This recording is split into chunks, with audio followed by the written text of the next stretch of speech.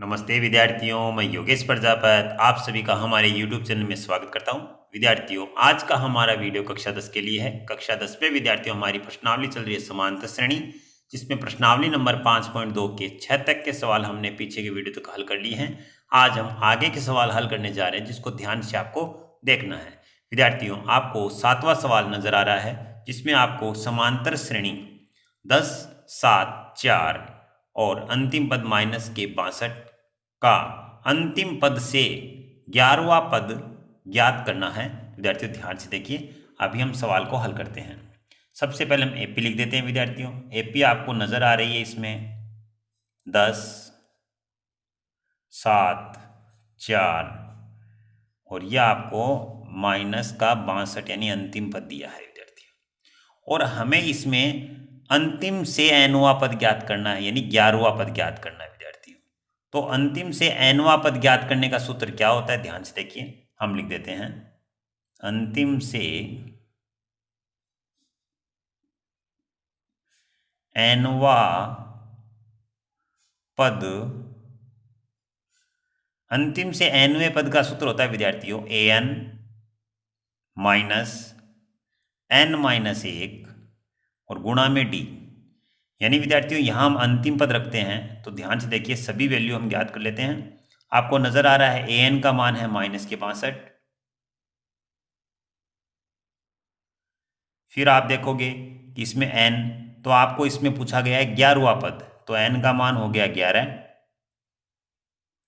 और d का मान भी ज्ञात कर लेते हैं। d का मान कैसे ज्ञात करते हैं, a2 में से a1 घटाकर। तो क्या करेंगे, 7 में से किसको घटा देंगे, 10 को घटा देंगे, तो आपका आ गया माइनस का 3। ये सभी वैल्यू इसमें पुट कर देते हैं, तो यहां पर an का मान आ जाएगा माइनस के 62 माइनस फिर n माइनस 1, तो n का मान आपका 11 है, तो 11 लिख दिया माइनस 1 और d का मान रख दिया हमने माइनस का 3। विद्यार्थियों ध्यान से देखिए, माइनस के 62 फिर ये माइनस 11 से 1 कम कर दीजिए 10 गुणा में माइनस का 3। अब माइनस के 62 विद्यार्थियों 10 को 3 से गुणा करेंगे तो आप कहेंगे 30, माइनस को माइनस से गुणा करने पर प्लस बन गया। माइनस के 62 और ये प्लस के 30 है, तो यहाँ पर विद्यार्थियों आपके माइनस के 32 रह जाएंगे। इस प्रकार आपने अंतिम पद से 11वां पद ज्ञात कर लिया विद्यार्थियों। तो हम लिखेंगे अंतिम पद से 11वां पद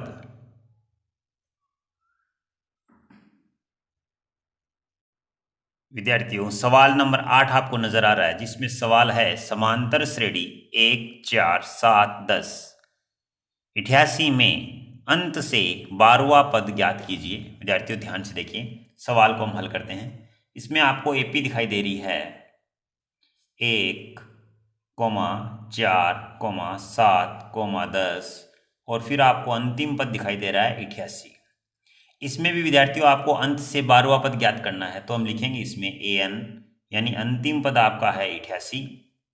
इसके बाद विद्यार्थियों n, तो आपको 12वां पद पूछा गया है, तो n का मान इसमें हो गया विद्यार्थियों 12 और इसके बाद d निकाल लेते हैं, तो d का मान होगा 4 से 1 घटा देंगे, 4 माइनस 1 यानी कितना हो गया 3। अब हम सूत्र लिख देते हैं, तो हम सूत्र लिखेंगे अंत से nवां पद बराबर सूत्र हो जाएगा आपका an माइनस n माइनस 1 और गुणा में d। तो विद्यार्थी इसमें वैल्यू पुट कर देते हैं। an का मान आपको नजर आ रहा है 88 माइनस n का मान आपको नजर आ रहा है 12 फिर माइनस फिर 1 और d का मान आपको नजर आ रहा है 3। विद्यार्थियों 88 अपनी जगह माइनस 12 से 1 कम करेंगे तो आपके हो जाएंगे ये 11 को हम 3 से गुणा कर देंगे 88 और 11 को 3 से गुणा करने पर ये आ जाएंगे 33। अब विद्यार्थियों 88 से 33 कम करेंगे तो आपके यहाँ पर आ जाएंगे 55। तो विद्यार्थियों ये आपका हो गया अंत से 12वां पद। तो हम लिखेंगे अंत से 12वां पद आपका हो गया विद्यार्थियों इसमें 55। विद्यार्थियों सवाल नंबर 9 है आपका, एक समांतर श्रेणी में 60 पद हैं। यदि उसका प्रथम पद तथा अंतिम पद क्रमशः 7 तथा 125 हैं तो उसका 32वां पद ज्ञात कीजिए। विद्यार्थियों सवाल को हम हल करते हैं जिसको ध्यान से आपको देखना है। आपको बताया हुआ है विद्यार्थियों इसमें समांतर श्रेणी में 60 पद हैं, यानी पदों की संख्या कितनी है? टोटल 60 है। इसके बाद प्रथम पद इसका है विद्यार्थियों 7, तो हम ए का मान लिख देते हैं 7, और अंतिम पद इसमें 125 है, यानी an का मान है वो 125 है। अब हम इसमें सूत्र लागू करते हैं, an बराबर a प्लस n-1 और गुणा में d। विद्यार्थियों ध्यान से देखिए, an का मान हम रख देंगे 125, a का मान हम रख देंगे 7 प्लस n का मान आपका है 60 माइनस का 1 और d का मान इसमें हमें ज्ञात करना है। अब विद्यार्थियों 125 और ये 7 है वो इधर आके माइनस का बन जाएगा, बराबर के इस साइड में आएगा। इधर 60 से कम करेंगे ये बनेंगे आपके 59 और गुणा में है d। इधर 125 से 7 घटाओगे तो ये आपके 118 आ गया विद्यार्थियों, और ये 59 गुणा में है तो ये भाग में आ जाएगा, इधर d रह गया। अब आपका 118 में 59 का भाग 2 बार गया विद्यार्थियों, तो d का मान आपका आ गया 2। d का मान आने के बाद विद्यार्थियों ध्यान से देखिए, आपको इस सवाल में 32वां पद ज्ञात करना था, तो n का मान आपको नजर आ रहा है 32। अब विद्यार्थियों जैसा कि d का मान आ गया, d का मान कितना है आपका 2 और a का मान आपको नजर आ रहा है 7 था आपका। अब फिर से हम इसमें सूत्र लागू करते हैं विद्यार्थियों, an बराबर a प्लस n-1 और गुणा में d। विद्यार्थियों इसमें वैल्यू पुट करते हैं, हमें 32वां पद इसमें ज्ञात करना था, तो हम लिख देंगे a 32। a का मान आपको नजर आ रहा है 7 प्लस n का मान अब है 32 माइनस 1 और d का मान आपका है 2, ये आ गया 7 और 32 से कम करेंगे ये आएगा 31 गुणा में 2। यहाँ पर है विद्यार्थियों 7, 31 को 2 से गुणा करेंगे ये आएंगे 62 और 62 में हम विद्यार्थियों 7 जोड़ देंगे तो ये आपके बन जाएंगे 69। इस तरीके से विद्यार्थियों 32वां पद आपका ज्ञात हो चुका है, इसका मान आया है 69। विद्यार्थियों सवाल नंबर 10 आपका है कि 4 संख्याएं समांतर श्रेणी में हैं। यदि संख्याओं का योग 50 है तथा सबसे बड़ी संख्या सबसे छोटी संख्या की 4 गुनी है तो संख्याएं ज्ञात कीजिए। विद्यार्थियों सवाल को हम हल करते हैं जिसको ध्यान से आपको देखना है। विद्यार्थियों सबसे पहले हम समांतर श्रेणी में 4 संख्याएं मान लेते हैं, तो हम क्या लिखेंगे, माना 4 एपी में यानी समांतर श्रेणी में संख्याएं